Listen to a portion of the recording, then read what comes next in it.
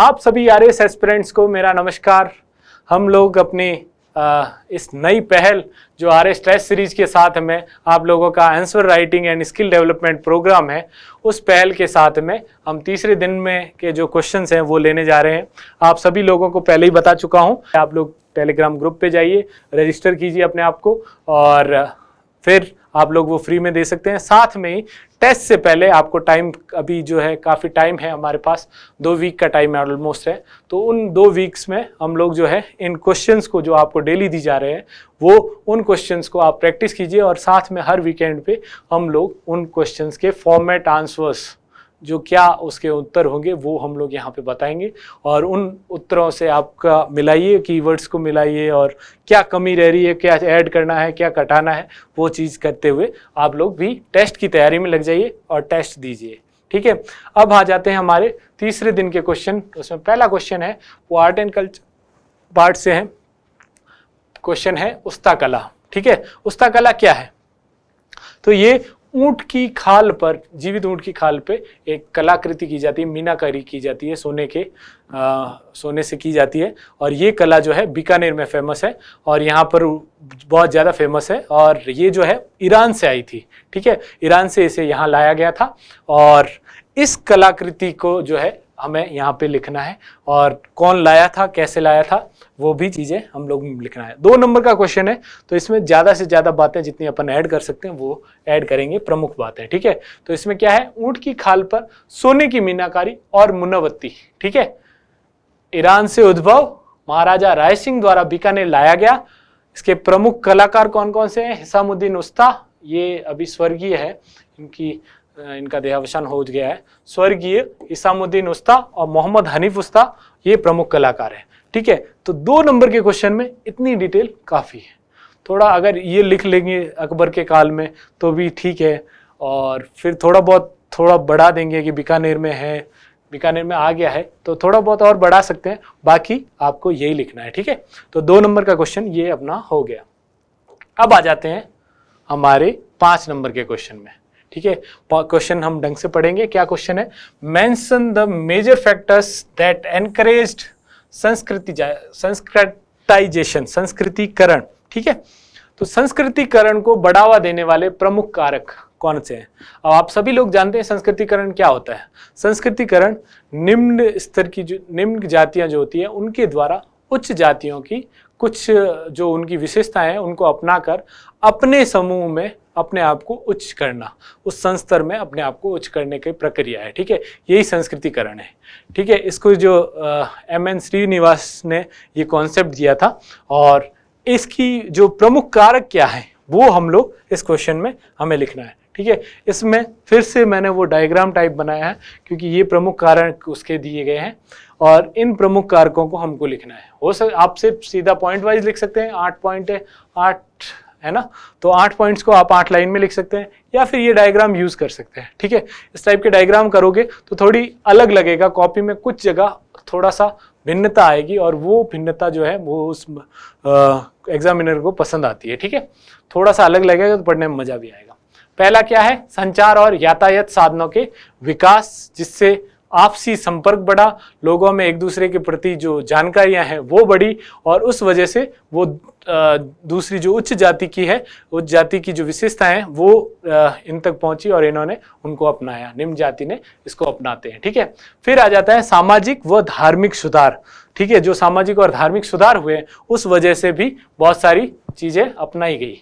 फिर साक्षरता का प्रसार और पश्चिमी प्रौद्योगिकी, इन प्रौद्योगिकी की वजह से भी ये संस्कृतिकरण को बढ़ावा मिला। फिर संविधान और सामाजिक अधिनियम जो है उन्होंने भी इन जो बीच में जो ये छुआछूत और इन सब चीज़ों को कम किया और आपसी संपर्क को बढ़ाया और इससे जो है एक दूसरे की विशेषताएं जो है वो आदान प्रदान हुई। ठीक है, फिर व्यावसायिक गतिशीलता, व्यवसाय में जो श्रम विभाजन पहले था, व्यवसाय विभाजन था, वो कम हुआ और उस वजह से गतिशीलता हुई, एक दूसरे के संपर्क बढ़ा, एक दूसरे का जो है व्यवसाय वाला वो कम हुआ, तो उस वजह से ये संस्कृतिकरण को बढ़ावा दिया। फिर औद्योगिकरण और नगरीकरण, औद्योगिकरण और नगरीकरण ने बहुत बड़ा इफेक्ट डाला है हमारे जो जातिगत संरचना और इस पर।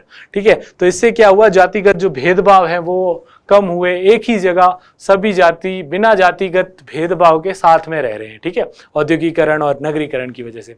और इसी वजह से संस्कृतिकरण को भी बढ़ावा मिला।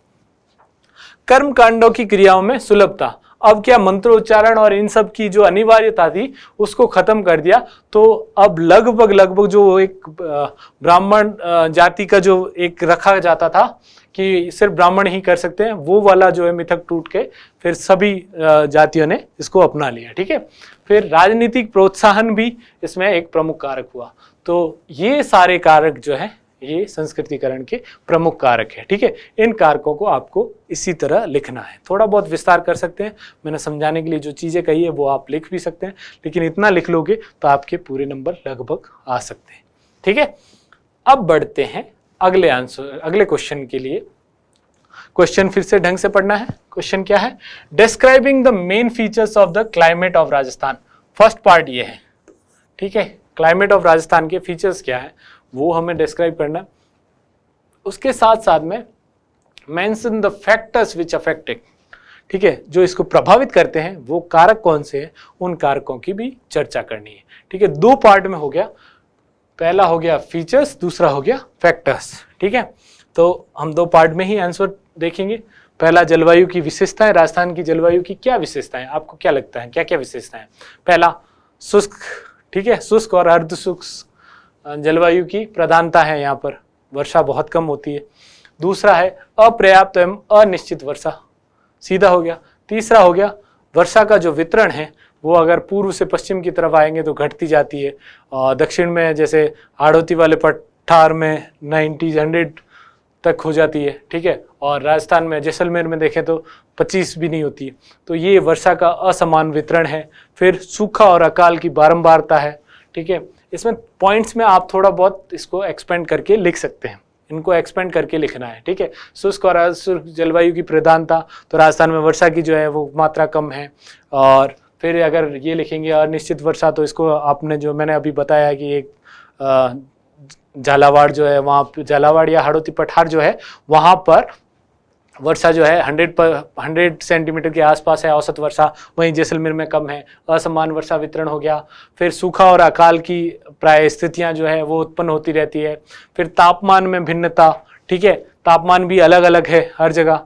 राजस्थान में तापमान जो है कब 50 डिग्री से माइनस में भी जाता है, 50 में भी जाता है, तो ये डिफरेंस जो है वो है, ठीक है। आर्द्रता में भी भिन्नता है, आर्द्रता भी वैसे ही जहाँ पे वर्षा ज़्यादा है वहाँ पे आर्द्रता ज़्यादा है। तो ये सारी जलवायु की विशेषताएं हैं राजस्थान की, ठीक है। फिर इसके प्रमुख कारक कौन से, जलवायु को प्रभावित करने वाले कारक कौन से हैं? पहले तो राज्य की स्थिति, कहाँ पर राज्य की अक्षांशीय स्थिति है, ठीक है। राज्य जो है थोड़ा पार्ट उसका कर्क रेखा के नीचे आता है, बाकी कर्क रेखा के ऊपर आता है। तो उपोष्ण और उष्ण दोनों प्रकार की जलवायु होनी चाहिए। फिर समुद्र से दूरी, ठीक है, राज्य की समुद्र से कितनी दूरी है। फिर समुद्र तल से ऊंचाई कितनी है, उससे भी टेम्परेचर डिसाइड होता है। धरातलीय, जैसे समुद्र से दूरी बढ़ती जाती है तो आर्द्रता कम होती जाती है, वैसे ही समुद्र तल से ऊंचाई जैसे बढ़ती जाती है वैसे ही टेम्परेचर जो है कम होता जाता है। धरातलीय विविधता कैसी है, पहाड़ है, पठार है, मैदान है, हर एक वो जो विविधता है वो कैसी है, ठीक है। फिर अरावली पर्वतमाला का जो हम लोग जानते हैं कि अरावली पर्वतमाला की वजह से पश्चिमी मरुस्थल में वर्षा नहीं हो पाती, ठीक है, तो उसका रोल जो है, उसकी भूमिका जो है वो हमें लिखनी है। मानसूनी एवं चक्रवाती पवनें, ये राजस्थान की जलवायु को प्रभावित करने वाले प्रमुख कारक है और इनको हमको थोड़ा सा विस्तार देके लिखना है, ठीक है। तो इस तरह हमारा जो है ये आंसर का फॉर्मेट रहेगा। तो आज तीसरे दिन का हमने आंसर कर लिए। आप फिर से, आपसे अनुरोध है कि आप लोग टेलीग्राम ग्रुप पे जाइए, वहाँ ज्वाइन कीजिए और डेली क्वेश्चन आंसर की प्रैक्टिस कीजिए। Thank you very much.